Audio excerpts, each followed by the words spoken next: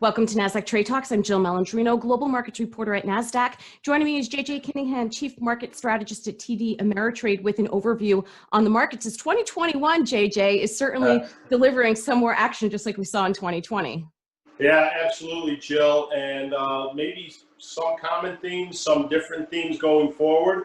COVID, of course, being the one most common theme. But I think the new theme that's certainly come up over the last week that maybe people didn't expect quite as much is this interest rate rise and what's going to happen in terms of rates and the market going forward, as we've had a pretty substantial move. I know it's kind of crazy to be talking about substantial moves in the 10-year when we're still under 1.2%, but it is a substantial move from where we were just a few weeks ago. Right, and the market has really been focused on the transition of power within the White House and, of course, the unfortunate situation last week. But we are going to start dialing up the volume a bit as it comes to earnings. What are your thoughts in terms of how earnings will perform this quarter? I think it's going to be really interesting, Jill, to hear a few things. Number one, I think what the market wants to hear is, okay, first quarter, second quarter of 2021, hopefully we kind of continue to chug along. But once we hit third quarter, things really start to open up. There's a sense of normalcy in terms of what's going on in the market overall. Not only, as we have the financials on Friday, them talking about not only what's going on with large businesses, but hopefully a sense of loans going to small businesses and small businesses getting going again. And I think that that's the primary thing the market wants to hear out of these calls. And hopefully the financials on Friday will be able to sort of set that tone.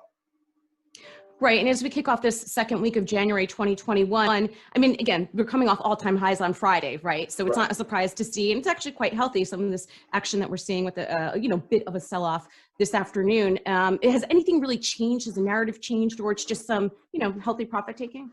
Well, I think part of it's healthy profit-taking. The other, as I said earlier, I think as we continue to think about a new administration, perhaps more money coming into the system, what is that going to mean for inflation? And even though the Fed has promised, lower rates, the market itself seems to be saying, well, maybe not really. We might need some higher rates in order to combat a rate of inflation because, Jill, you and I have been doing this for a while, and we both know one thing about inflation. It comes very, very quickly once it starts. And so the Fed will often get caught behind that curve at the very beginning of it. I don't want to be panic-driven about it or anything, but I do think it's the theme we're going to be watching here for the first 4 to 6 months of the year as new plans around infrastructure that are expected, perhaps more stimulus that's expected, come into the market. Right, and it's so interesting when you talk about inflation. Let's say we get to the other side of this in 6 to 9 months and we have some return to normal with spending activity. The demand might be there, but the supply may not because, again, a lot of businesses, restaurants, for example, have shuttered and will potentially not be open to satisfy this demand.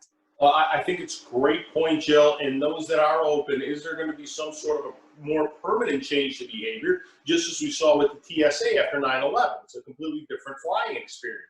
Is this going to carry over into some other areas in terms of will the expectation if I run a restaurant be that my tables are at least 6 feet apart? You and I have been to dinner together before where we felt like we were having a conversation with the person at the table next to us who was basically sitting with us. I don't see that happening again. So again, there's going to be a lot of changes of behavior.